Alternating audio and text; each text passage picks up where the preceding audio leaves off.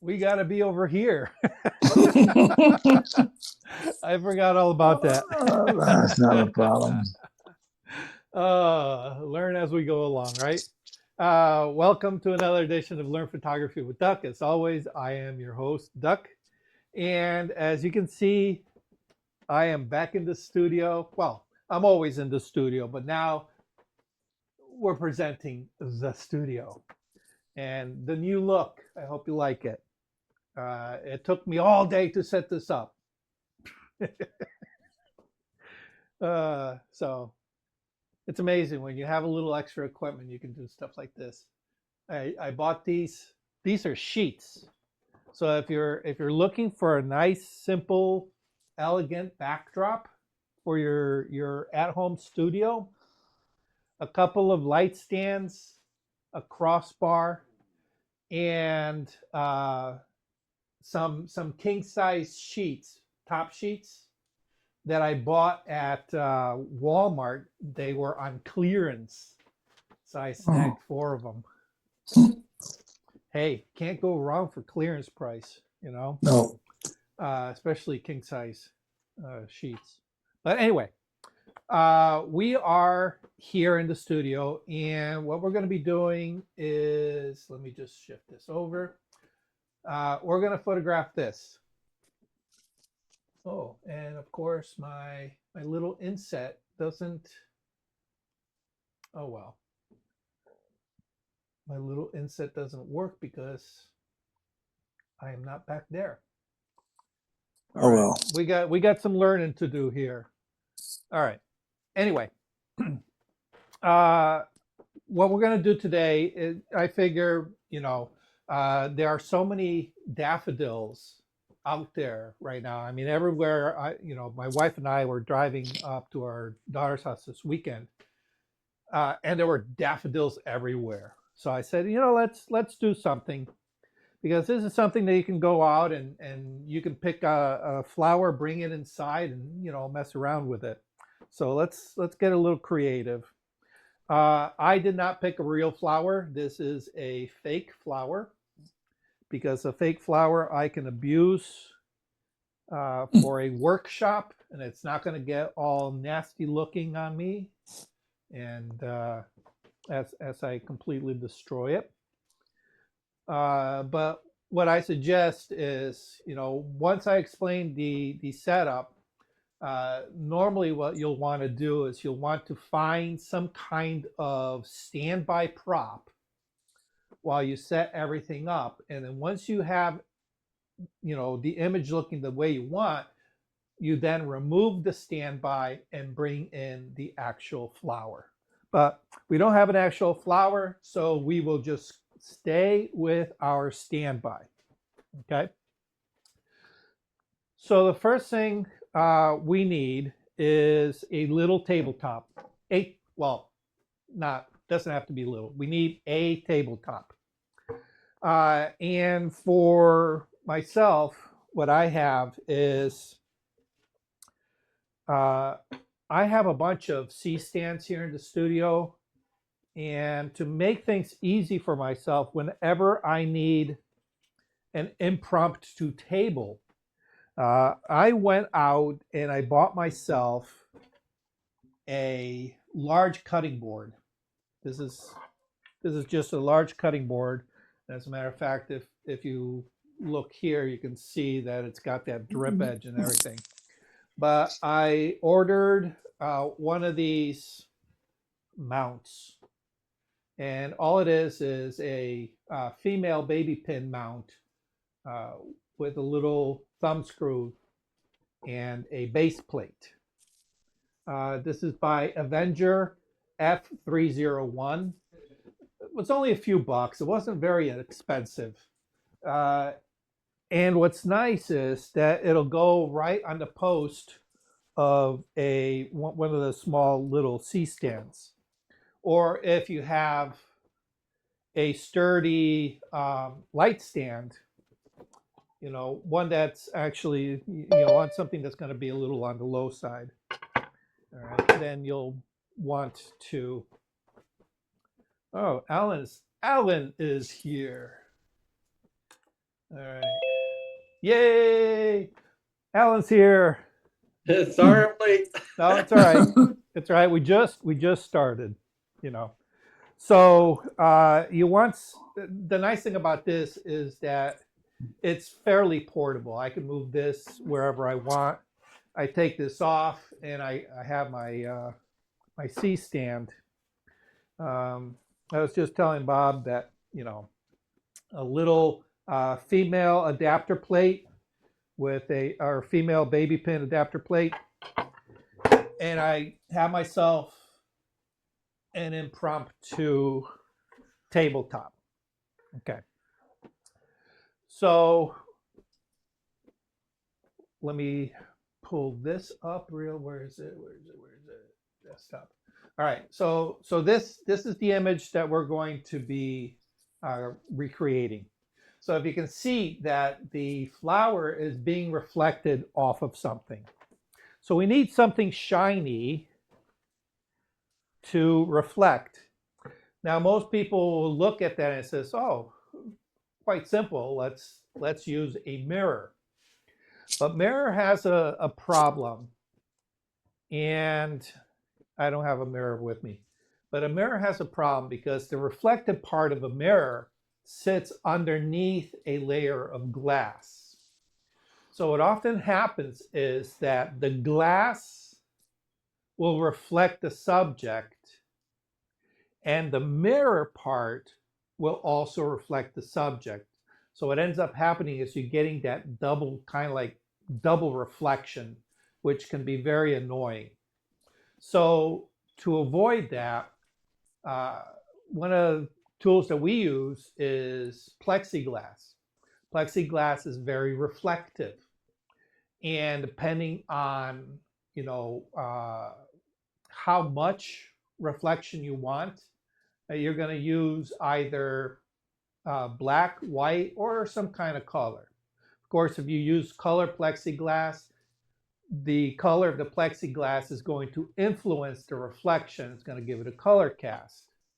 Whereas if you use black or white, the reflection stays very neutral color-wise, but you're going to get two different types of reflections. Something that's reflected on white is going to be kind of dull, matted looking, but you're going to have a white surface. Okay. If you want a reflection that is a little bit more vibrant, then what we normally do is we use a black piece of plexi. And the nice thing is, even with black plexi, if you need to turn it white, we can do that just by paying attention to angle of incidence and angle of reflection. The camera's over there, the reflective surface here. If I put something white back here, this reflective surface will reflect the white. All right, so it's relatively that simple. All right, so I have this piece of plexiglass, black plexiglass, or plexiglass. I shouldn't be saying plexiglass because plexi is a name brand. Acrylic sheet is what it is. All right, and this is probably about an eighth of an inch, or maybe even 3/16 thick. So it's not thick. It's but you want something that's not going to be too floppy either. All right, and it typically comes with a protective coating. You can see this has that brown paper coating. So what I suggest, if you get one of these, only remove one side, because these have a tendency of getting scratched very, very easily. So what I tend to do is I keep the back side protected. Once this side gets, beat up beyond comprehension, which could happen depending on what you're photographing, then I simply mark this as the bad side, strip this side off, and I now have a new clean side. Oh, we have a new person. A new person. All right. Veronica. Veronica, welcome. You are new. You haven't been here before, have you? I don't recognize the name. No, I keep missing it. Oh, well, welcome. Thank you. Glad you Thank could you. make it this time. Thank you. And we're just getting started, so you haven't missed anything. So awesome. All right. So keep one side protected. Once this side gets really, really beat up, just remove the protective backing and then you'll have a new clean side. All right. When you store it, what I did is I took a large terry towel, a bath, not a bath towel, a beach towel. And you can get them at the dollar store. You can wait till they go on clearance at Walmart. It doesn't matter what the design is, get the cheapest one. And what I did is I just I folded it in half, sewed up two sides, and it creates a little terry cloth pocket. And I just slide this in that terry cloth pocket when I'm not using it. It keeps it protected and safe from being inadvertently scratched up because you want to protect this as much as possible. Okay. When you place stuff on it, obviously, be careful how you put stuff on. A word of warning. When you photograph anything on black acrylic, it's going to show dust everywhere. All right. You're going to look at it and says, oh yeah, that looks fairly clean until you photograph it. And then you're going to see every single dust spot. Okay. So I have a couple of tools that I keep on hand all the time. One of them, paper towels and Windex. All right. You want to, just give this a good cleaning. You can also get yourself an acrylic cleaner. Because that'll give it a little bit of a polish as well. And it usually has some kind of residue that will help protect the surface as well. The other thing, and I wish I could find these again, is some kind of very soft brush. All right. This is by Farberware. I picked this up like 15 years ago. Again, probably at Walmart. And for the life of me, I've never been able to find a replacement. And I keep looking. It's a very soft, look at this. This is like super soft. I don't know what this material is, but it's super, super soft. The bristles are very, very long. And it allows you to really use it as a duster.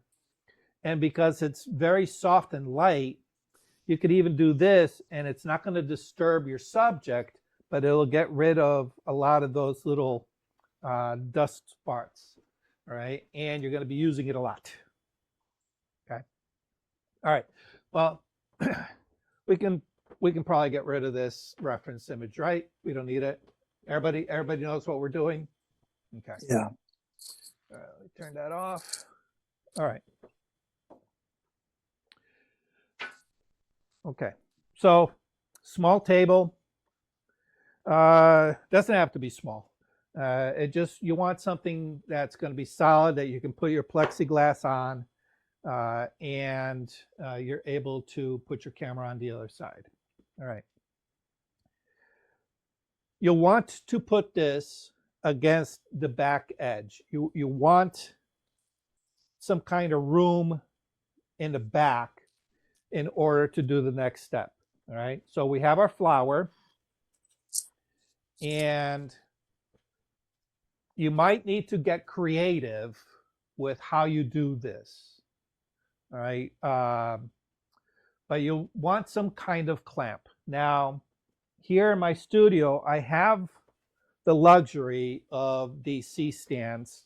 And the C-stands have these arms with these knuckles, right? But if you have um, another light stand, maybe you have a second tripod, you can attach this rubber bands, masking tape, duct tape, uh, chip bag clips, whatever you can in order to hold the flower. And what we're going to do is we're going to utilize the reflective properties of the acrylic sheet to reflect the flower to the camera. All right. Now, the placement's going to be not critical, but we need to play with the placement a little bit. And I'll show you what I mean in a second. Okay. So now the nice thing about, I'm using fake flour here. So the nice thing is that the internal here has a wire.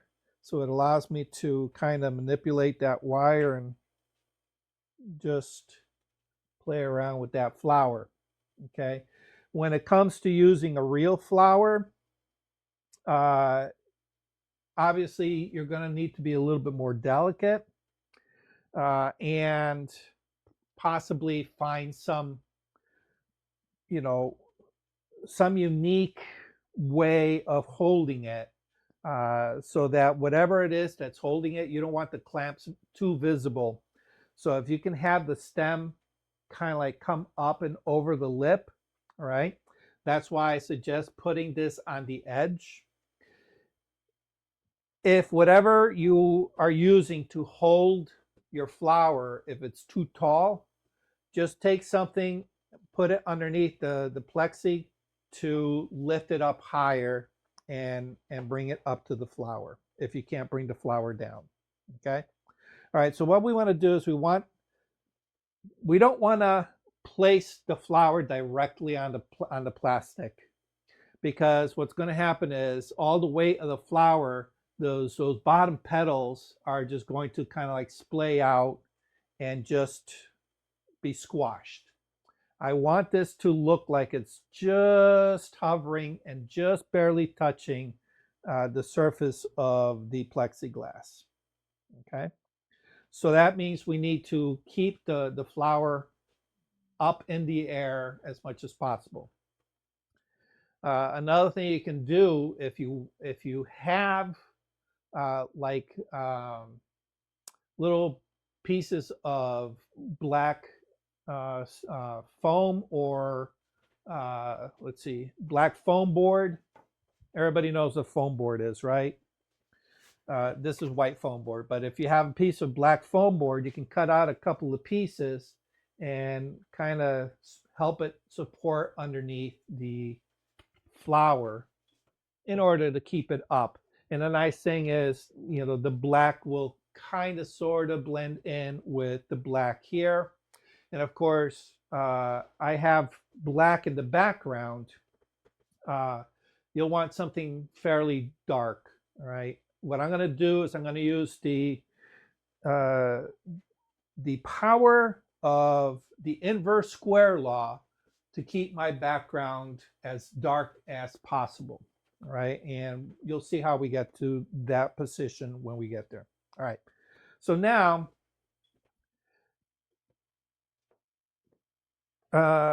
actually, let me go ahead and get my, all right, my Lightroom going. Actually, where's my, we'll turn that off. Let's turn that off. Okay. Oh, I don't have my keyboard. This is gonna be tricky without my keyboard. Sorry, guys. Okay. What we want to do is, where's Lightroom? Okay. we're going to go to File, Tether Capture, and we're going to start Tether Capture. All right, and we're going to give it a custom text. This is, we'll just call it Learning Photography with Duck. And we have our control bar. Now, the settings that I have on my camera, these are typical settings that I use when I'm photographing products with a flash. So my settings are currently for when I am photographing using flash. We are not using flash today. We are using a continuous light. So that means these settings, actually you can just barely see my camera here. These settings that you see on the camera will need to be changed in accordance to what we have with our light. Okay, so this is just a standard continuous light with a large metal modifier, and as you can see, there are 3 bulbs in here. These are LED bulbs. Are these LED? These might be fluorescent. This is an old unit, but they're 3 bulbs, so we're going to get a lot of light, which is kind of nice. Okay, and let's go ahead and turn it on. There we go. So we have a lot of power coming out, and what I'm looking to do is I want to light the flower, but I really don't want to light my background. I want to keep my background as dark as I possibly can. So that means in order to keep light off that, I'm going to need to manipulate this light where it's aiming at and be able to control how it interprets that power based on the settings on the camera. All right, so we're going to play a little bit of a seesaw game. All right, okay, so let's go here. All right, let me just put that up for now. I know it's oh, you know what, I tell you what, let me go ahead and share my screen. Let's make it a little bit bigger for you guys. That should be better. All right, everybody see the studio? Yes, we lost Bob. Bob's sleeping. All right, okay, thumbs up if you can see me, Alan. Okay, good. All right. All right, so we have our light on, we have our subject, we have a subject on our plexi, okay? As a matter of fact, even with this camera, my studio camera, you can see the reflection of the flower in the plexi, all right? But what we want to do is we want to get our camera set up so that we have a nice, not too tight, because we're going to do some light manipulation in the background. We're gonna be playing around with intentional intentional blurring of our subject, not necessarily intentional camera movement. All right, so let me go ahead and position this. All right.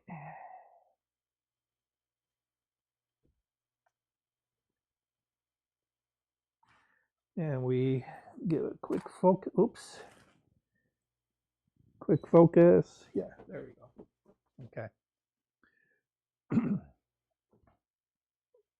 All right. And if we check that, all right, where is it? All right, actually, what do we have? We have Our shutter is at 1/60th of a second, 5.6 for our aperture, and ISO 400. So you can see, even with this light, we are pretty close, pretty close. Okay. The only problem is we want to introduce movement, and in order to capture movement, we need to slow down our shutter speed. All right. So what is it that we're going to be doing here? Well, I have here some fronds, I guess you can call it fronds, some leaves, okay? And what I want to do is I want to create movement. I want to create movement behind the flower with this. So what I'm going to be doing is I'm going to release the shutter, and then I want to kind of like just wave this, sway this, move it back and forth within the frame behind the flower, okay? And if I try to do that with the shutter speed that I have, we're not going to get a very good result, okay? So now, all right, we have our camera set up. Actually, you know what? I think what I might do is I might back the camera up a little bit more, because I want a little bit more headroom on that flower. Okay. And let's focus. Take another shot. There we go. Okay. Sorry for the back of my head as I'm looking through the camera. Hey, there. Doc, Yeah. that Lightroom taking up quite a bit of space down in that corner. The what? Do we need to see what that Lightroom? Oh, this? Yeah, This? yeah. No, I mean, I'm just looking at, from our perspective, it's cutting off a good chunk down there on the table. okay, well, let's see. Yeah, something like that helps. Yeah, Okay, all right. Good. just to give us perspective, you know. Yeah, because there's just really nothing over there. All right. Okay. So, Yeah. all right, good. Awesome. All right, so we have plenty, actually, now that you see this, you can see that I've increased the headspace above the flowers. So now, in order for me to be able to manipulate this from behind, I still need to operate my camera. So for that, I'm going to need a remote. All right, and my mantra is, if you have a camera tripod, you should always have some kind of remote as well. Okay. Now, my preference and my suggestion to people is get the remote with a wire. Don't get the wireless remotes.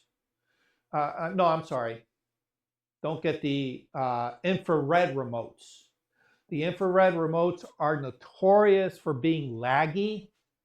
And if you're not dead on with that IR sensor, it's horrific, right? So my preference is to get a wire remote or a good wireless remote, okay? There are a lot of really inexpensive wireless remotes.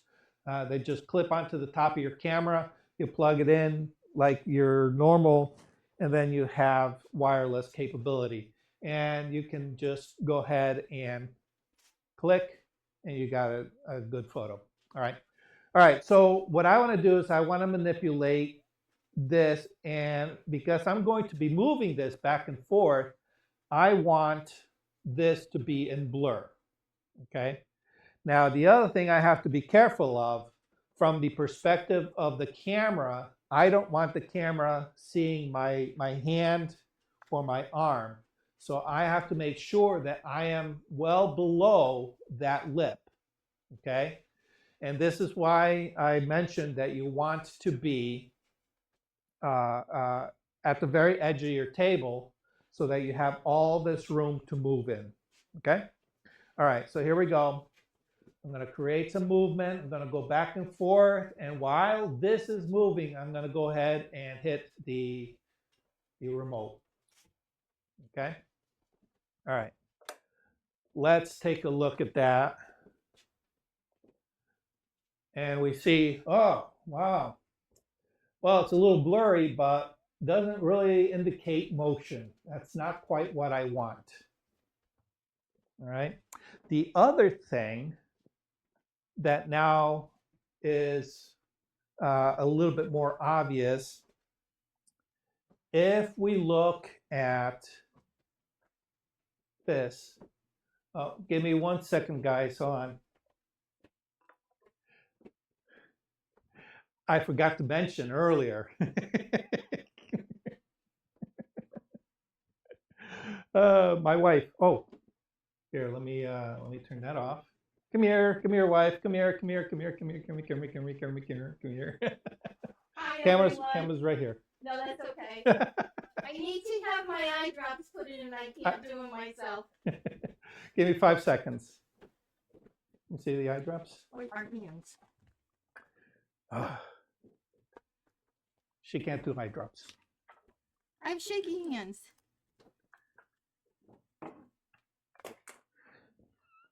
One for you, All right. one for me.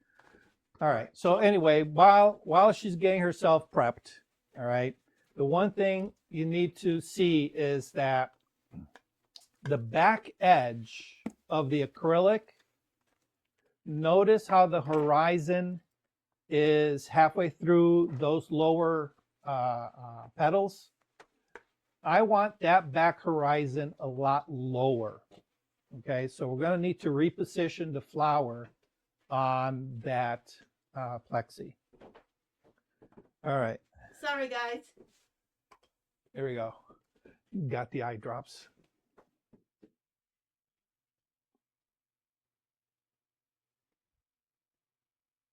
Oh my God. That was awesome. And we're done. Okay. See you again next week. Okay. Everybody with me still? Okay.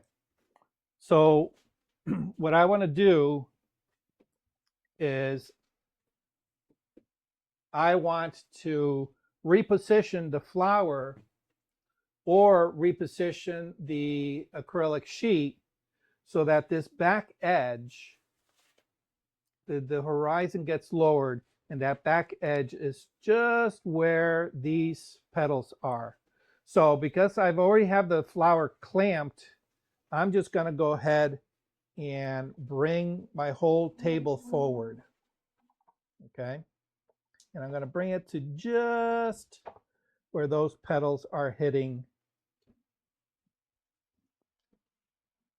that surface. Okay. There we go. Okay, let's take another shot and see what that looks like. There we go. That looks a lot better. Okay. All right. All right. I don't know if you, yeah. It's kind of difficult to see, but the horizon's gone lower. All right. So now we fixed our position. Now we have to tackle the ability to blur this in the background, because the way we have it right now, the shutter speed's way too fast. We need to really, really slow down that shutter speed in order to get that movement through the frame. Okay. And that's why you want to use a continuous light, because if you use a flash, you're not going to be able to get that movement. It's going to just hit it with that momentary light. It's going to freeze it into frame, and that's it. Okay. So what do you think we need to slow down our shutter for? all right, or shutter 2, okay? Because remember, shutter is what controls the capture of motion. It's what freezes it. It's also what allows it to blur through the frame. So throw out a number. No wrong answers here. Veronica, did you want to give me a shot? Give it a shot. Since you're new, we'll throw you to the 30th of a wolves. second. Yeah, I don't really do a lot of action, so I can't tell you. Okay. What was that, Alan? 30th of a second. 30th of a second. Okay, let's give that a shot. So we're gonna go. We are 1/60th to 80 to 40 to a 30th of a second. Okay, 1/30th of a second. All right, so that was what? 2 stops, 2 1/3 stops. All right, and what we're going to need to do, obviously, if we slow down our shutter, we are now gaining. Here, let me bring this back up. Take a test shot. All we did was shift the shutter. Okay. Now you'll see that, oh, wow, that flower is now very, very bright. Oh, remember I said black plexi will show every single spot? Look at all that. Look at all that. You see it all? All of this right here. Look at all that. Okay. That's why you want some kind of something handy to clean it. All right. So falling apart. All right. So we gained 2 1/3 stops. So we're going to need to lose 2 1/3 stops somewhere. All right. Now my ISO is at 400. Okay. My base ISO is 100. So I can take my ISO, all right, and bring my ISO down. And right off the bat, that's going to allow me to reduce it by 2 stops. Make sense? All right. So I'm going to go ahead and take my ISO from 400 down to 100. Okay. Let's take another test shot. And we'll see that now we're back to a decent exposure on the flower, and our background has now gone back to being fairly dark. All right. I don't know if it's coming across on the video, but there is a little bit of detail. You can see some of the texture of the currents, the background currents in that shot. Okay. All right. We're now at a 30th of a second. All right. Got my remote in hand. We've got some movement going on. We're going to take another shot and see what we get. All right. And did we succeed? Oh, my hand's in the way. Holy cow, that's terrible. Okay. We have some movement. Okay. We have some, but we can definitely tell what it is behind the flower. All right. Now, obviously, what we do is going to be very subjective. You, as a photographer, you are in charge of the creativity. How much blur you want in your background is entirely up to you. But you've already seen the photo we're trying to recreate. I want a lot of indistinct movement. I don't want the viewer to say, oh, those are leaves. I want to give the impression that it may be leaves without you actually being able to see all the leaves. I want a very abstract motion blur background. Okay. So we need to go slower. Okay. So we're at a 30th of a second. Okay. How much lower do you think we should go? Anybody want to venture a guess?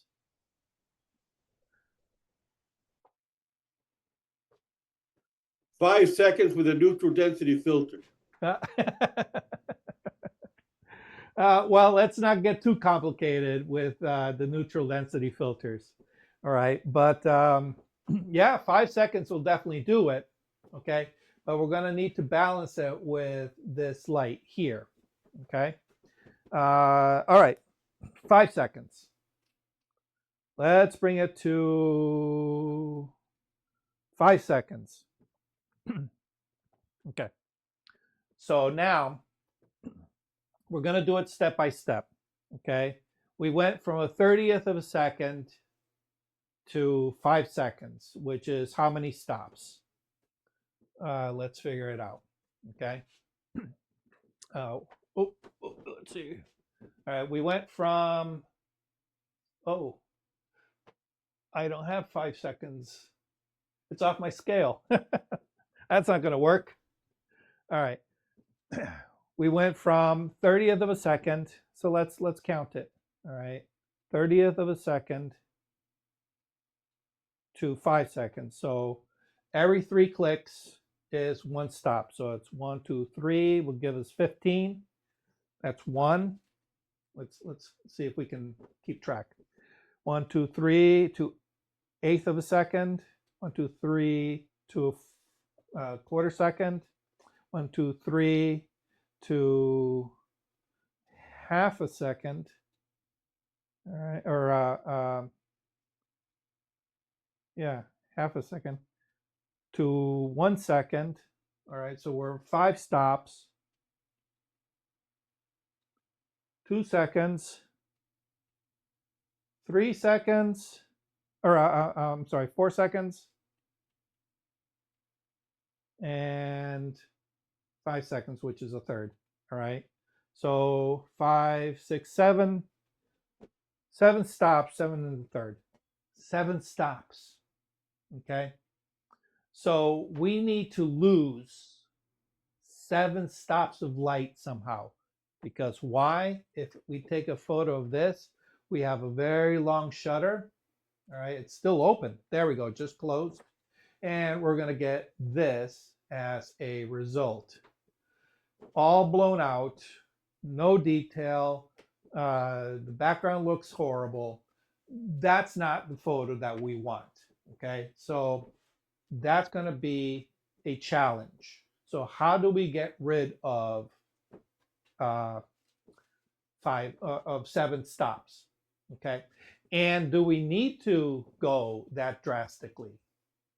Okay, so one of the things that I tell people, like for example, when you're photographing waterfalls, all right, in order to get that waterfall to give it that kind of like silky, flowy, smooth look of movement, the blurring of the water, all right, what I tell people is imagine that you've taken a ping pong ball and you put it at the top of the waterfall and you're just going to time it until that ping pong ball gets to the bottom. All right.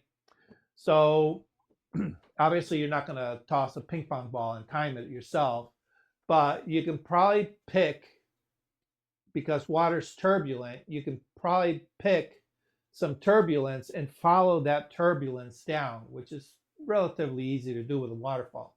And you're just going to count in your head 1 1,000, 2 1,000, all right? And it's usually something about a second and a half, maybe 2 seconds if it's a really tall waterfall, all right? Another technique using the same principle is if you're doing a landscape and you want to get the tail lights of a car going through your scene or headlights going through your scene, and you want that streak. In order to get the streak going through your entire frame, you need to know how long it takes a vehicle to travel from when it first enters your view screen to when it exits that view screen. So there's usually a little bit of setup time. As you're looking, you're going to wait for a car. And looking through your viewfinder, as soon as it breaks into your frame, you're going to count 1, 1,000, 2, 1,000, 3, 1,000, 4, 1,000. And then when it leaves, that's when you stop counting. And that's going to tell you your shutter speed. Okay? We don't have that ability here because we are going to be controlling the movement. Okay? And we can make it very, very fast, or we can do it very, very slow. All right? So we can adjust ourselves, our manipulation, to whatever shutter speed we give. We just need to be at a slow enough shutter speed that it's going to register enough movement for us to get that blur. Does that make sense for you guys? Yeah? All right. So You're back. what's that? We lost you for a second or two. You froze on us. Oh, no. Were you able to hear it at But, least? but you're back now. Yeah. Were you able to at least hear me? No. Oh. You froze. Oh, no. But you're good. Oh, We're good now, so keep on. It's funny because I've been monitoring this and it didn't freeze on my end. That's really weird. Yeah, I didn't have any problem. Oh, okay. Well, maybe it's Zoom then. It could be Zoom freezer too. Okay. Well, all right. So just to reiterate, what we want to do is we want to be able to control the movement that we create with the shutter speed in order to capture enough movement. All right. So we've already established that 5 seconds is a long time. You know, this is the results we get. Very blown out. 7 stops worth of light going in here above what we had previously. So we're going to need to remove 7 stops of light. Okay. We're already at ISO 100. Can't go lower than that. Okay. So we need to remove light somewhere else. We can't use our shutter because we set the shutter to manipulate the blur. Okay. So let's test the blur. All right. Let's take these one step at a time. Since we're already here at 5 seconds, yeah, it's blown out, but it'll give us an idea of what we can do with blur. Okay. So let me get my remote. I'm going to go here, make sure that I'm dropped down low enough. All right. And I'm going to start my movement first before I release the shutter. Okay. And I'm just going to wait till it turns off. So there we go. Okay. That was a long time.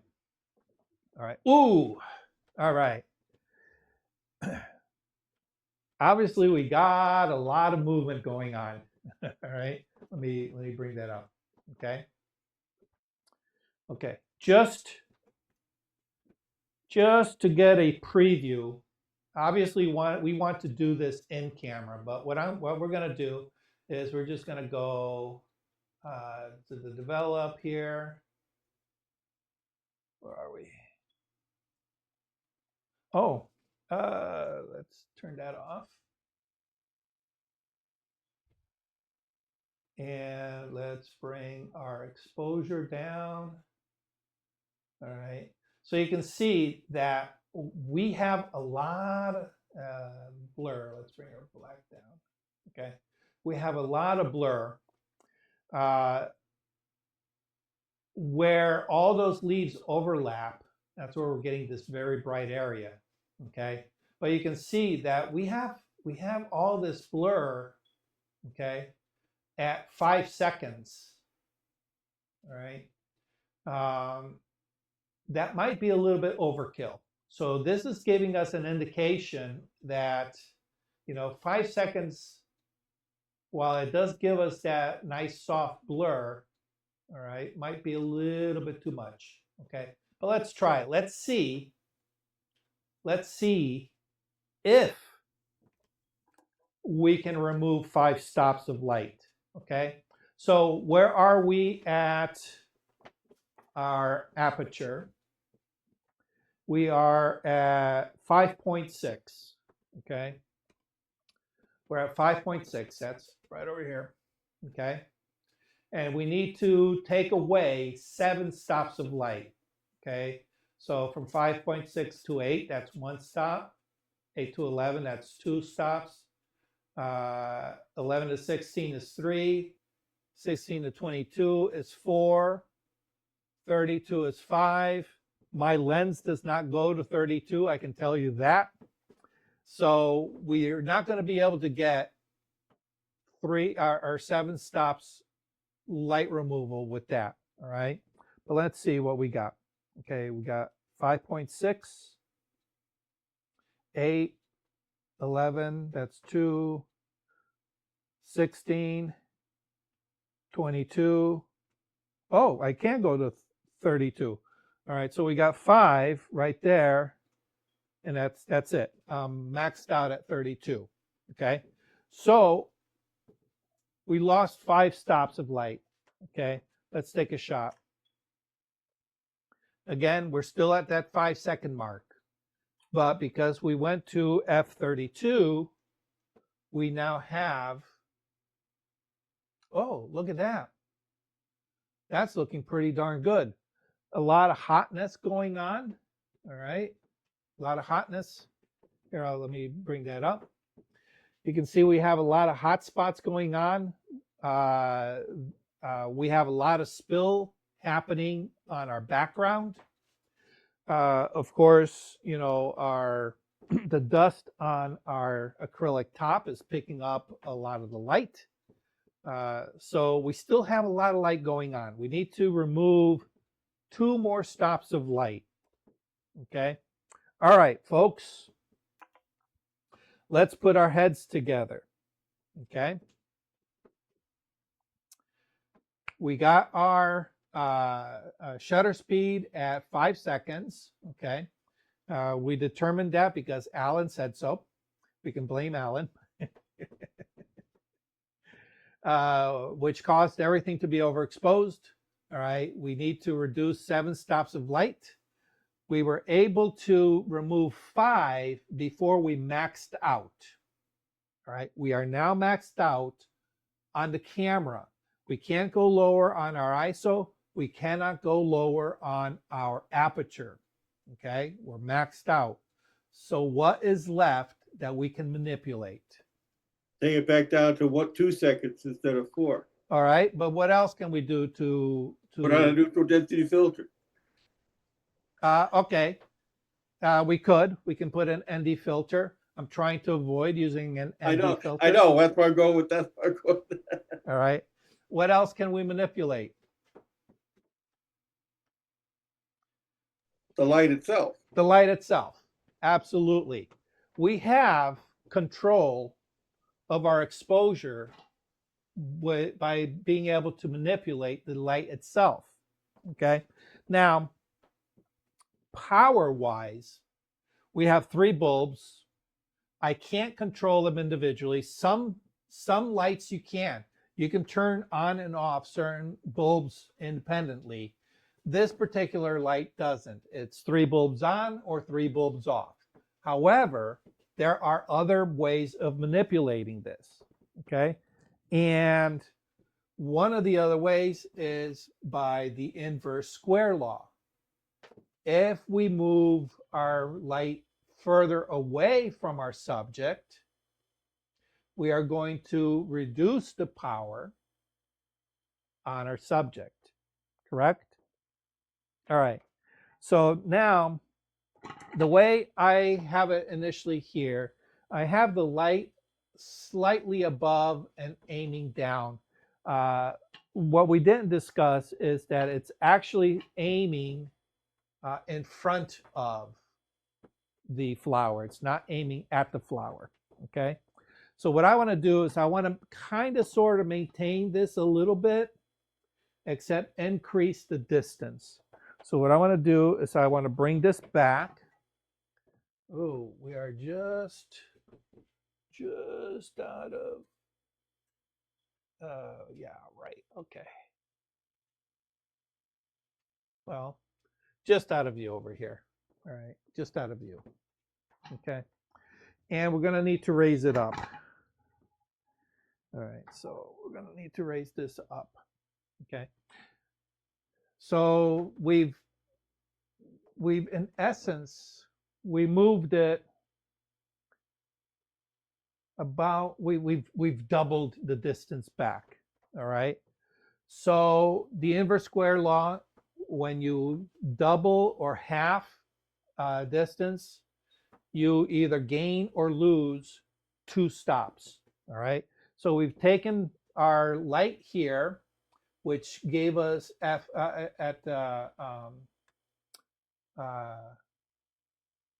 our setting. Once we reduced this, we dropped down to 5 stops under. We need to remove 2 more stops. So by doubling the distance, we are in essence losing 2 stops of light. Makes everybody follow that? Everybody understands? The inverse square law thing can be very complicated for people. All right. But anyway, so we've moved it. We lost 2 stops of light, which gives us, in combination with everything that we did in the camera, an additional 2 stops, giving us 7 stops. Let's take a test shot. There we go. You guys can't hear the shutter, can you? All right, there we go. Okay. Still a little bright. Still a little bright. Okay. Part of the issue with the inverse square law is that the fall off, all right, the fall off being, you know, where it goes from your brights into your shadows. When you're very close, your fall off is very short. The further away you get from your subject, the fall off is going to get wider and wider and wider. Okay. So that means that when we were up close, we were able to take that background and darken it out. Now, because we've backed up the light is now spilling on our background and causing that background, as you can see here, it's causing that background to really become a little bit too bright. Okay. And Brian is here. Yay, Brian. All right. So now I'm going to see if I can maybe manipulate this. Let's see if I can get over here. I'm going to see if I can manipulate this. And of course, it's going to blind you guys by kind of sort of aiming this away from that background. All right. I'm aiming it away from the background. All right. And I'm using the edge. I'm off the camera. I'm using the edge of the light to light the flower. Okay. So let's give that a test shot. Let me see if I can block the light so it doesn't blind you guys. All right. 5 seconds and click. All right. And there we go. All right. So background got a little bit darker, not by much. Okay. So that's where we now have to really put our thinking cap on and problem solve. And this is where a lot of people will start having problems because the frustration level is going to start going through the roof. Gosh darn it, I need that background to be darker. No matter what I do with this light, I can't get that light to not hit that background. All right, well, what can we do? We can probably try to block that light somehow, okay? We can see if we can take a piece of black foam board, all right, and let's see if it'll work, all right. Yeah, you can see, can you see that shadow traveling across that background? Okay, so we can see if maybe we can, let me get the remote. Okay, I'm just gonna hold it here for now and I'm gonna test it. So I'm looking, there we go. All right, I'm gonna take a test shot, 5 seconds. And see if that background darkens up. And yeah, you might argue that it did. Maybe what? A quarter stop, half a stop. Not enough to be a significant amount. Okay. However, we know that we want to put something there behind a flower that's going to create blur. So you know what? That's going to hide a lot of that curtain stuff. So not a big deal. Okay. So we're not losing enough to warrant us using this. Okay. All right. Everybody, make sense? All right. All right. So let's give this a shot. Okay. Remote in hand, prop in hand. Make sure my hand is well below. I'm going to start making my movements. All right. And I don't know if you guys can see. I have to be careful now. Any movement of this in the frame is going to cause my main subject to blur. This, we're holding it for 5 seconds. This needs to be rock solid still for those 5 seconds. So I have to be careful how I manipulate this behind. I cannot hit that stem, otherwise it's going to create some movement on that flower, all right? So I'm just gonna go ahead and move this back and forth, get my shutter going, give it that 5 seconds. I'm gonna still keep moving, and there we go. All right, and then let's see what we get. Whoa, okay, interesting. All right, we got something going on that's interesting. However, and I'm a little bit off. I need to be a little bit more center. Okay, that's not too bad. Unfortunately, the fact that we're doing 5 seconds is creating that blur to be very translucent. So I don't know if you guys can notice the fact that, let's see, right here, let me do this. Right here, up in here, you can see, you can definitely see this because obviously I didn't, this needs to come over this way more, but you can see parts of the curtain there.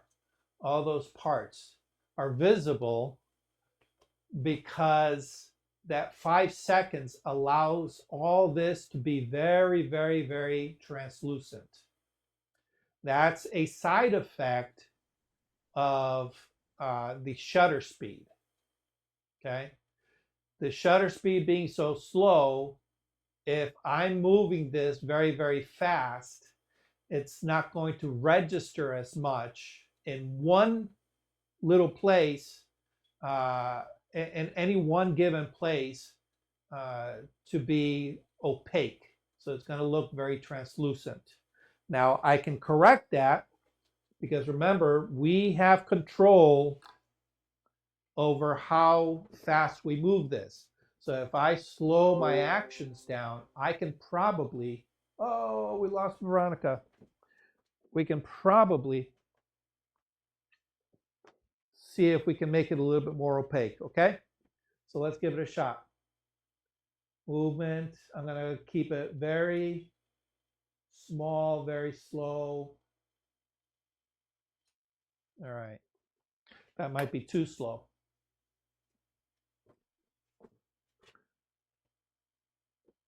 Whoa, I like that, okay? But yeah, we're still picking up a lot of that curtain background through it. However, I like that look, okay? The other thing I'm noticing, okay, and this is something that we're going to need to correct in post, all right? You can see the tabletop there, all right? I want that the background here and the background that's reflected, okay, to be a little bit more, a little less pronounced, that there's a difference. So I want more of the reflection on that plexi, okay? So how can we fix that? All right. We're almost there with our exposure. We're almost there with our blur. But now I want this section, literally this section here and this section here, I want that background green to be a little bit more pronounced in those areas. Oops, wrong one. How do you think we can do that? Back off the shutter speed. Back up, yes. Well, backing down, so going from like 5 to maybe 2 or 3. All right. Or four, or yeah, something along those lines. I mean, nothing drastic, just a little bit. Yeah. Okay, so that's going to slow the movement down, make it less transparent in the background, but it probably won't do anything with this, all right? Because what do we have here? This is our horizon. This part here is our reflection, right? And this is a reflection of what's happening above it. Everybody understands that, right? Okay. So we have a certain amount of luminosity. Okay. So we'll call this the exposure here being equal to 0. All right. 0 meaning that is our correct exposure. Okay. This down here, our exposure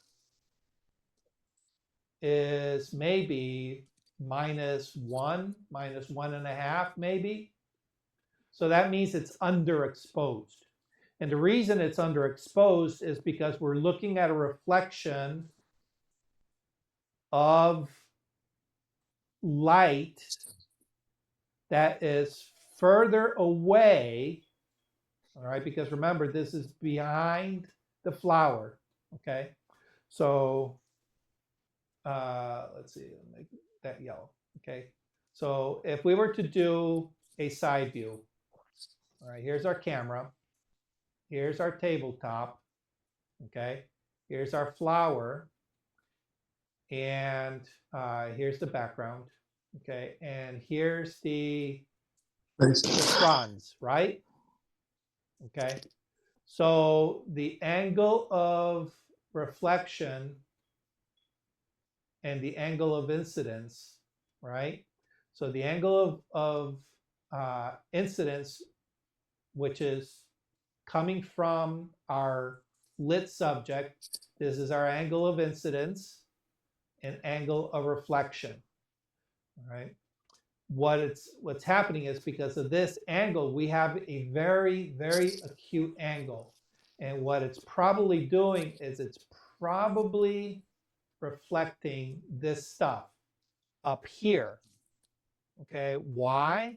Because if we look at the angle of incidence, okay, and this reflection here is, it's as if you were looking at it from this perspective.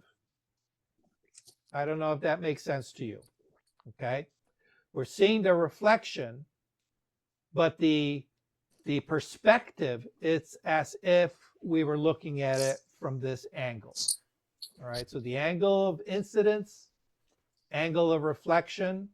All right, so if we look at it, behind the flower is the top part of our leaves, right? It's not the bottom part of our leaves, because that would be from this angle. Everybody understand that? Make sense? Yeah. Okay.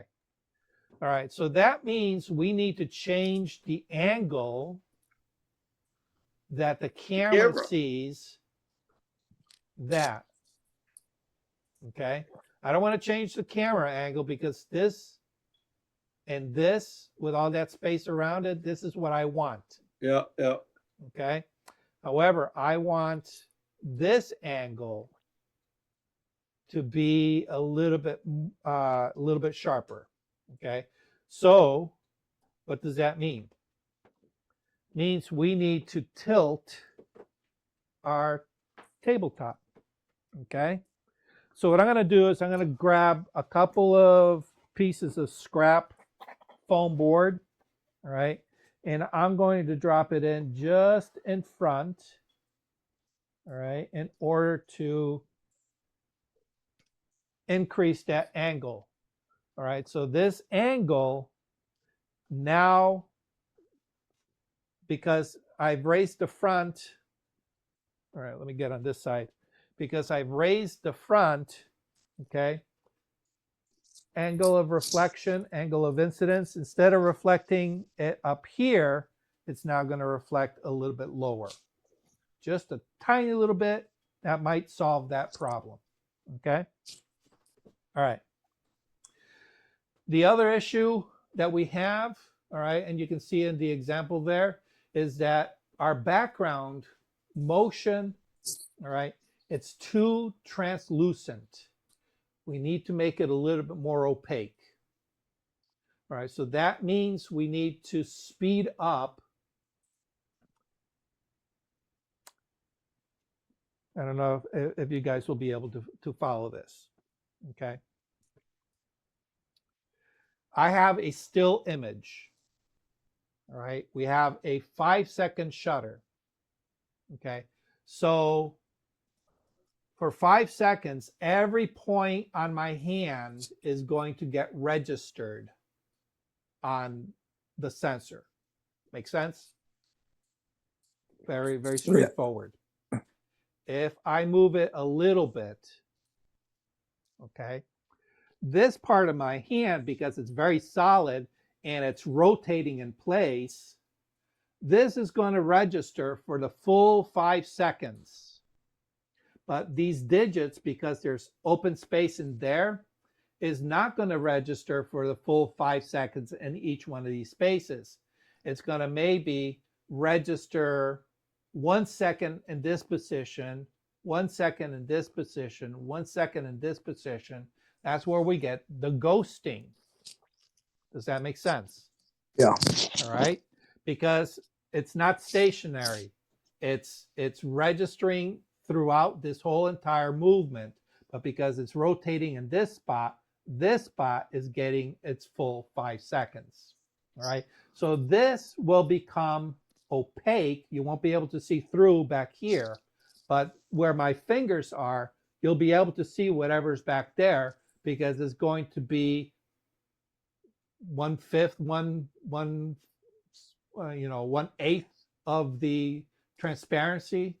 All right. And that's the issue we're having. Okay. So what can we do? All right. This prop that we're using is like our fingers. Okay.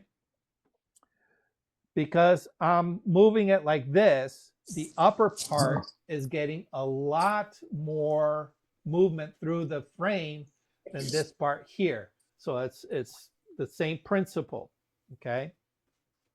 So what we can do is if we move this slower, all right, we now allow each one of these leaves to register a little bit more in place on our sensor, okay? So it doesn't become as translucent, okay? Or if we do a lot, okay, and we reduce the time that the shutter is open, okay, the inverse square law, again, is going to work, okay, where now we're going to be getting a little bit more of a solid look. Still going to be translucent, but it's going to be a little bit more solid because it's registering a lot more in each one of those points in space, okay? So now that you have that concept in your head, let's figure out what we need to do here, okay? We want to create, well, we want to create a little bit more darker background, all right? So what does that mean? We have to lose light somehow from hitting that background, okay? We also need to reduce our shutter from maybe 5 seconds to something a little bit more reasonable, okay? Enough to capture movement and create blur, all right, without having to really generate a lot of excess light spilling all over the place, okay? Again, it's that teeter-totter effect. All right, so we're going to break it down into steps, all right? Because this is where a lot of people can get really screwed up, get really frustrated, and just throw in the towel and says, I can't do it, okay? When in actuality, once you understand the principles, it's really an issue of ratios, okay? All right, so we're at 5 seconds. It's a little bit too much. We've already figured that out. So Alan, you gave us the 5 seconds. What would you like to go to now? Drop it down to 2. All right, 2 seconds. So we go from 5. Let's see. So we're at 5. 3 clicks is 1 stop. That's 2.5 to 2. So that's 1 1/3 stop. All right. So we need to lose. All right. No, we lost 1 1/3 stop. Okay. All right. So let's take a test shot. All right. The test shot, we want to see how it's affecting our background. All right. And look at that. Right off the bat, we already have a much darker background. We've lost a lot of the highlights on the flower as well. So that's looking really, really good. Okay. You happy with that? I am, yeah. All right, awesome. So let's give it a test with the actual fronds here. Remote in hand. Okay, make sure I'm dropped down well below. I'm going to start my movement before I hit the shutter. All right, go ahead and hit. And 2 seconds, 2 seconds, yeah. And what do we got? Oh, look at that. That's looking interesting. Okay. I think I'm a little bit too high. All right. And maybe slow down a little bit more too. Okay. Yeah, I'll probably slow down a little bit more. Yeah. Okay. And I think because I angled the light away from the background previously, I don't think we're getting enough light on those leaves. So, all right, so that's a good test. That's a good test. All right, so what I might want to do is, let's bring this in. I'm going to shift this back so that our light is going to hit here a little bit more. All right, and we'll see if we can kind of avoid, maybe shift this over, maybe. All right, and let's see if that works. Okay, now a word of warning. All right, we're still setting up our scene. A word of warning: when you are manipulating your scene, there's a lot of moving parts. There's the camera with your shutter speed, your ISO, and your aperture. All right, so that's got 3 moving parts. Okay, you have your light, which you have, depending on the type of light, you can control the power. All right, and you can also control the distance. Okay. And you have your subject, all right, in relation to your background. So this is something else that can also be manipulated if you need to, okay? So what I would do is I would caution you and just make one change, see what that change does before you add something else, okay? So we've made a change to our light. And I'm just wondering if I didn't bring it back enough. Let me just move this a little bit more. It looks like that's hitting that really, really well. Okay. I want to make sure that I get something on the bottom. All right. So here we go. Ready? I'm going to start my movement here. I'm going to hit the shutter. All right. And let's see what we get.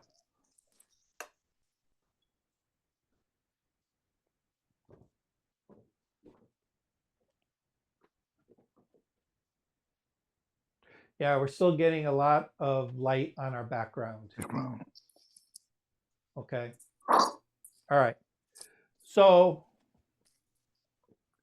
what does that tell us?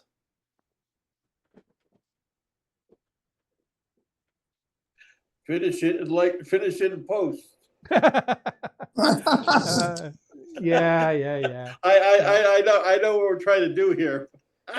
Okay. All right. So, okay. So we're definitely getting a lot of light on our background. Okay. I want to reduce that light on the background. All right. So maybe moving the light further away wasn't the ideal choice. Okay. Again, remember the inverse square law. All right. So maybe we just bring this back over here. All right. A little closer. All right. We're going to gain more light here. All right. But hopefully the fall off will keep it from kind of hitting that background. All right. So let's take a test shot. Okay. How are we looking? All right. I can live with that. I can live with that. Might be a little hot in areas, but it's not too bad. Okay. The shift that we did from the back to the front wasn't that too significant. Maybe 1 stop's worth. Okay. All right. So let's give that a try. Come back over, grab our remote. All right. I'm going to go ahead and start waving. Click. And see what we get. Oh, yeah, there we go. A little bit high. I might need to come down. But How's that look? All right. All right. I want to see a little bit more reflection on the bottom. I think our my fronds are a little bit too high. Okay. So looking good, right? Yeah, yeah, do another one just a little bit lower and you got it. All right. So we're good. We're good. Actually, let me bring that up. Okay, I kind of like all that. Yeah, we just need to go lower. That's easy. Let's go a little bit lower and see if we can nail this in one more shot. All right. Now, obviously, while you are photographing all this, you know, you're trying to manipulate the movement, you're trying to manipulate the camera and all that. It's nice to be able to shoot tethered. That way, you know, while you're still here, you can see the results and say, okay, I need to make this change. Okay, so obviously we need to get this a little bit lower. All right, so let's, I'm gonna start the movement, hit the shutter, and there we go. Let's see if that gives us what we need. Whoa, that's pretty cool. All right, I'd like to see a little bit more reflection in the bottom. Let's see if we can get that by pushing the fronds a little bit more into the light.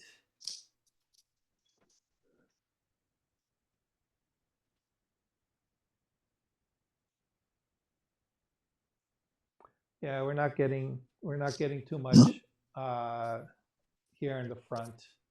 So we might need to kind of boost that up maybe in post. Okay. I don't know. Let's see. Can I do this without disrupting my flower? Yeah, let's give that a shot.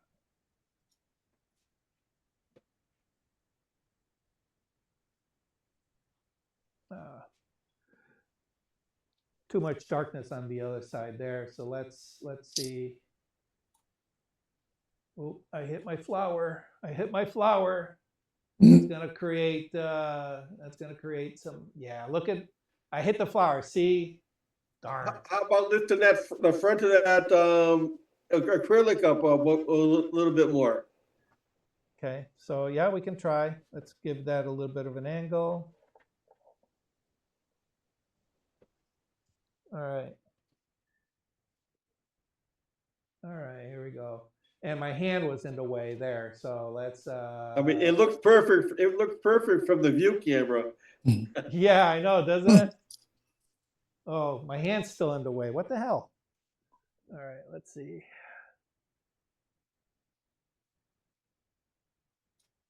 There we go.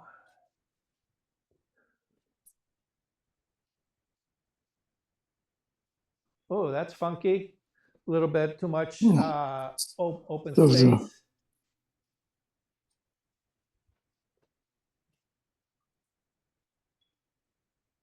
Oh, that's kind of funky. I like that. All right, we're getting there. We're getting there.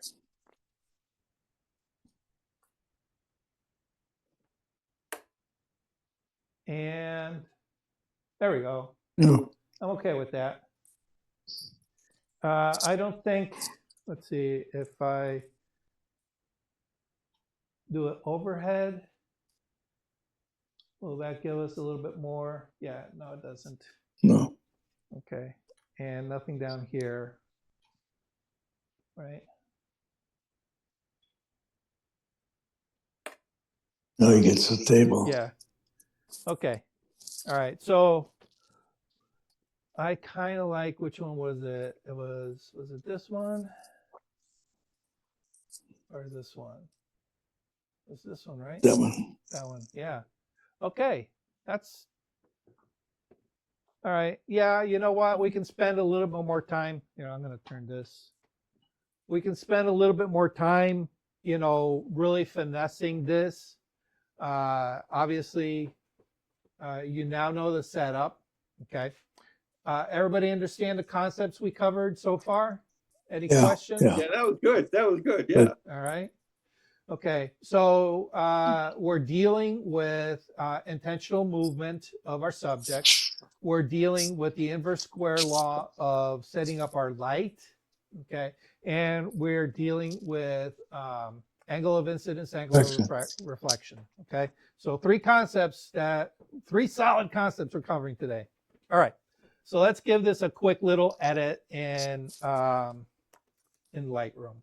Okay. What I want to do is can I bring anything up in the bottom? Well, the first thing I want to do is I want to kind of obfuscate that horizon, you know. All right. And I think I want to burn down the top part because this is kind of forcing my eyes, especially these two, up and out. Okay, so I think a vignette will work. Okay, now I happen to have a vignette. Let's see where Dodge and Burn vignette, one stop. There we go. That kind of burns down those upper edges. Okay. All right. We need to remove that horizon. All right. And for that, what I want to do is we're going to come to our, let me see. Can we, on this, let's take our highlights and bring them down a little bit more. There we go. Okay. I'm going to create a new mask. We're going to use a brush. All right. And I want the feather to be 100%. I want the flow to be 100%. Okay. We want to make sure that our auto mask is off. Okay. And the size, relatively large. Okay. And what I want to do is I want to just hold, I just want to create a horizontal line. All right. And for that, normally we would use the keyboard shift key. We'll keep it constrained, but my keyboard is not available to me. So what I'm going to do is I'm just going to go ahead and make a line. Okay. You can see it there. Okay. Maybe fix this a little bit here. And I'm going to bring my exposure down. All right. Until that kind of the horizon. I'm not going to completely remove it. I just want to kind of like reduce it down a little bit. Okay. But it also darkens the flower. All right. So we need to remove the subject from that background, that brush. All right. So what we're going to do is we're going to go ahead and subtract, select subject. Let's see if the AI will select it. Oh, good. If you want to see what it does, there we go. They did a really decent job. Look at that. All right. Okay. Which brings that back. All right. And I'm okay with that. All right. If we wanted to, I can create another mask. Let's see here if we can bring up using just the whites and stuff to bring up some of that green. And then maybe get rid of that stem. Yeah, we can probably get rid of that stem. All right. And for that, oh, look at all those spots. Let's use the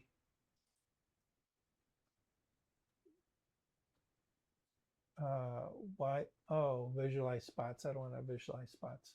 Let's use the AI. I'm not going to detect object. I just want to use the AI, and I'm going to do this one here first. Okay. And go ahead and remove. Give that a second to do what it's got to do. One, 2, 3. It didn't remove it. Why Mm, didn't it no. not remove it? All right, let's get rid of that. Let's try it with detect object. See if it does better with the detect object. All right, so there. Remove.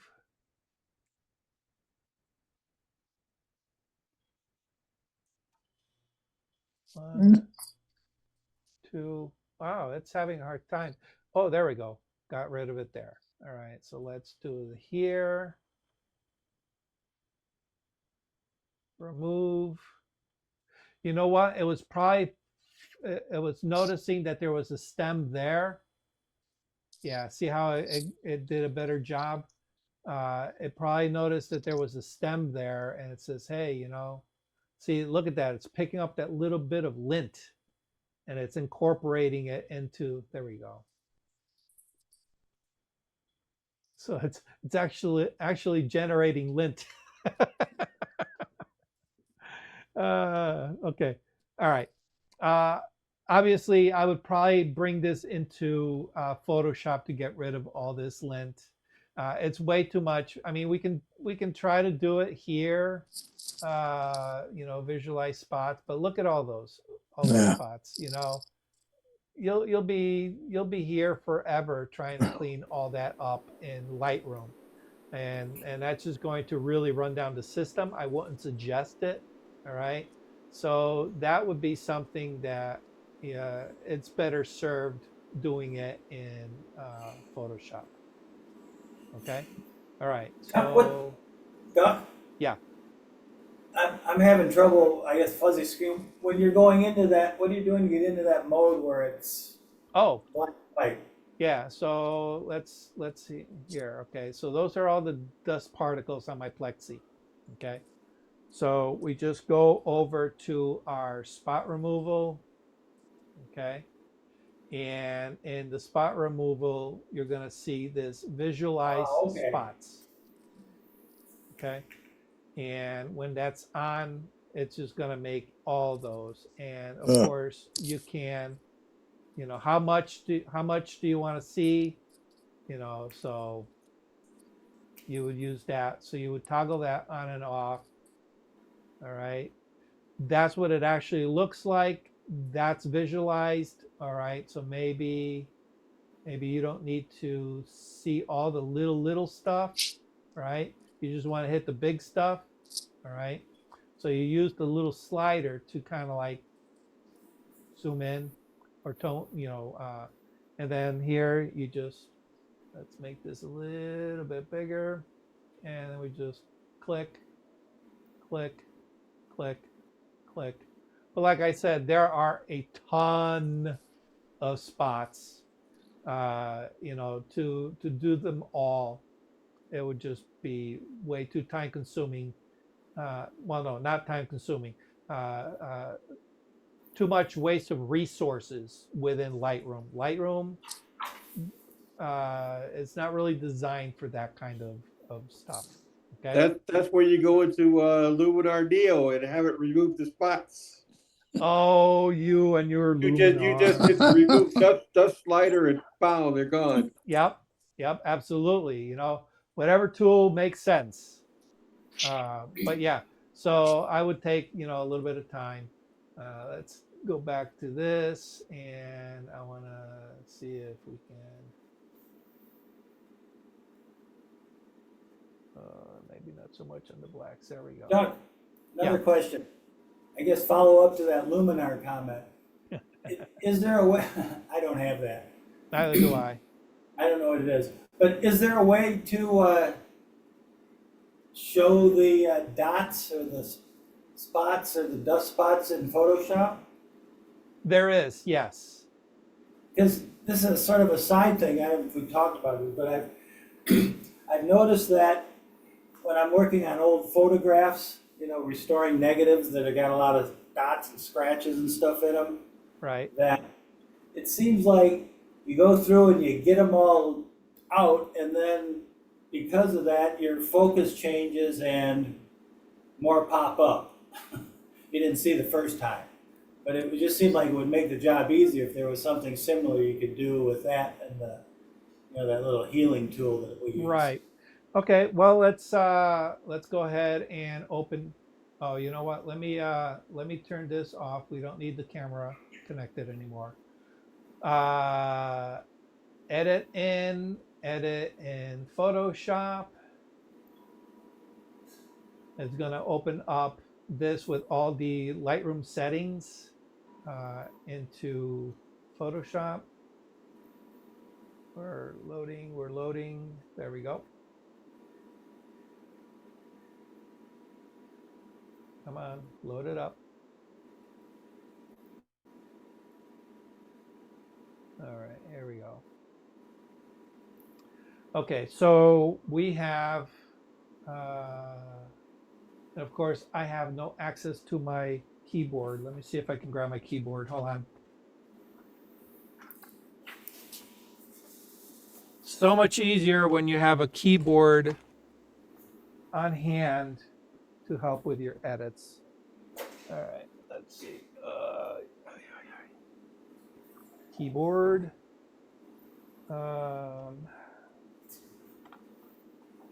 Manipulating it through all the wires here.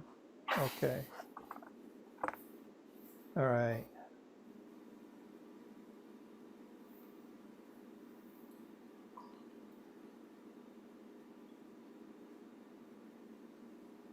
All right, so there is, you can see all those spots, right?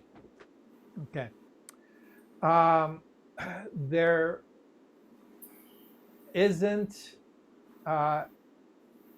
one particular tool that you can just say, okay, click on here. This is what you're going to need, all right? But there is an action you can build, all right, for dust and scratch, all right, and I'll show it to you what it looks like. Oh no, I'm sorry, no, this is not the, that's not the one, that's not the one. Where is it? Oh, it's in my check layers. I'm in the wrong spot. Check layers, spot removal. Load that. There we go. All right. So what is this? This is a curves adjustment. And what I've done is I created this zigzag in the curves adjustment. All right. And what it does is it makes all those spots really, really stand out. Okay. And what you would do is, as you are, go here, create a new layer. Oops, one too many layers. A new blank layer. All right. And what I'm going to do is I'm going to use my spot healing tool. Make sure that sample all layers is visible. Okay. And then I can just come in, and I usually make that a little bit bigger. Since I'm working on a tablet, it makes it a little bit easier. All right. And because I have that that layer active, it really, really makes those spots very, very visible. However, there will be times where you're going to question, is that really a spot, or is that part of the texture of my image? You can just toggle on and off, all right? And it allows you to see, like for example, these little spots here, okay? Is that something that's intrinsic to that leaf, or is it an actual spot? Well, as soon as I turn it off, it's very obvious. So what you can do is between toggled on and toggled off,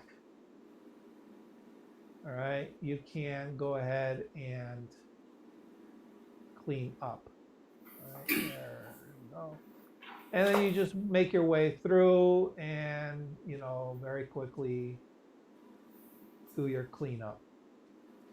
Okay.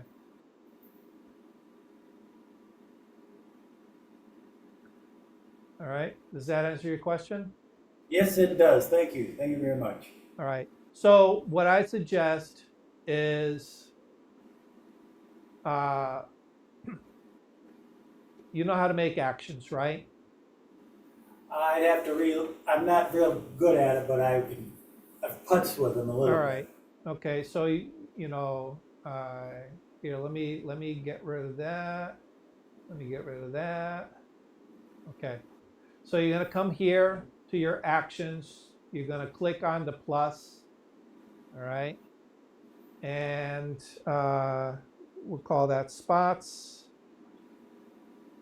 All right, because I don't want to rename it the same thing.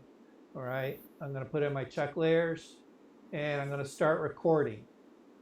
Then I'm going to create. All right, so you'll notice that this little icon here, that record button, is active. All right, so while that is active, anything you do within Photoshop is going to get recorded. So just be aware. All right. So we're going to create a curves. All right. I'm going to rename this spots. Okay. And I'm just going to take this up a little bit, take this down a little bit, and I'm going to create some points. 1, 2, 3, 4. Oops. All right, and we're gonna bring this down, bring that up. My my Photoshop's acting up. Okay, and that's it. That's all I'm doing is I'm just creating these little spikes. All right, and you can see how everything's showing up. Once you got that set, all right, you go back to your actions and you hit the stop button and your action is recorded. Okay, right there. Right? Okay, so now let's get rid of that. Okay, if I select my spots, press play, boom, automatically sets that up for you. Okay? Good. So there's your refresher on generating a action. All right. And if you want, if you're going to be using this, you know, might as well set it up. All right. So here we go. Let's go here. We'll go to the end here. We'll press play or press record again. I'm going to drop down one. Oh, actually, no. That's not. Let's get rid of that because that's actually selecting the background. Okay, so we have to be careful how we do this. Press record.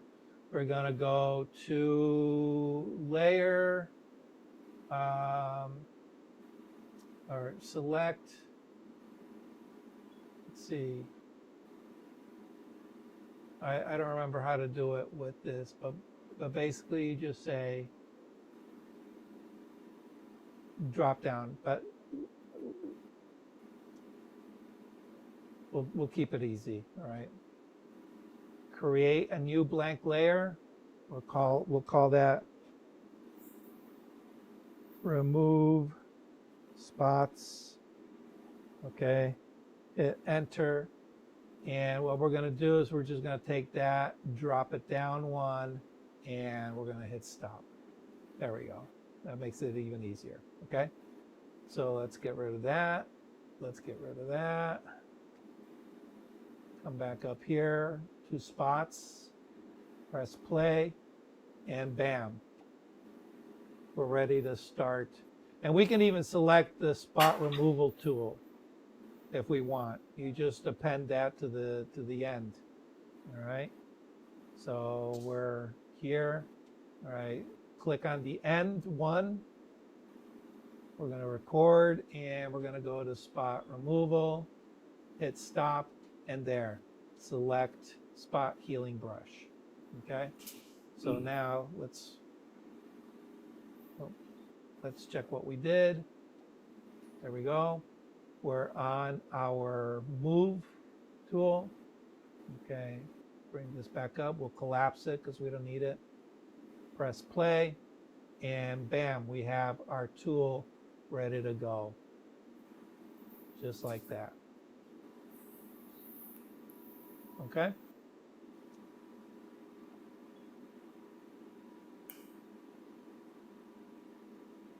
All right. Any questions?